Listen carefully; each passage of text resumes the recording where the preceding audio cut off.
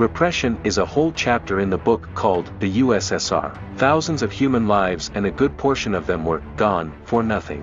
And Vasily Vasilievich Ulrich played a good part in the repressions. It was V.V. Ulrich who was the chairman of the VKVD, and with his hand repeated death sentences were signed. So cruel was this man that sometimes he personally shot the defendants. Not a lawyer, but a member of the Supreme Court. His story can be traced back to his student years. When he graduated from the Polytechnic University in Riga, then he became part of the Social Democrats. This was followed by the army and his appointment as an officer. And when the Bolsheviks seized power, he became a member of the NKVD VCHK, after which his career began to develop even more rapidly. One version is his own conformity to Lenin's vision, and a second and more likely one is that he was married to Anna Kassel, who was close to Lenin. It is quite possible that the alliance with her accompanied a more effective career advancement. It was problematic not to notice Ulrich. He did his job perfectly, meticulously, and even overworked. That is why Stalin himself laid his eyes on him. And by 1926 he was already at the head of the Supreme Court,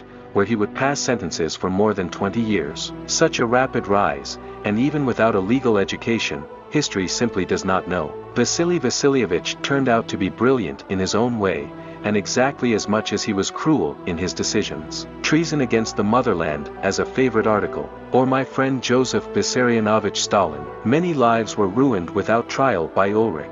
His favorite article, according to B. Chekinin, was Treason Against the Motherland. Boris wrote the following about it: Vasily Vasilievich had only 15 to 20 minutes to deliver his verdict. There was virtually no chance of a negative verdict. The high-profile case was with Nikolaev, Kirov's murderer. At that moment Ulrich did not know what to do and literally fell into a stupor. But he found a solution in Stalin. He called him and received an order. No further investigations required. His fate was sealed. Since then Joseph Vissarionovich became a friend of Ulrich, who either called him or paid him a personal visit. This was the case before each major case, and Stalin checked the judicial decisions on his own, after which he issued his own verdict. And that verdict was only carried out on the instructions of Ulrich or by his own hands. He did the latter more and more often year after year. Vasily Vasilievich Ulrich is a man who gave his life to his work, completely and completely, so bogged down in its routine that he quickly became accustomed to being one of the people who carried out the orders. Those were often carried out right in the place where the interrogation had just taken place. Under the court was a basement,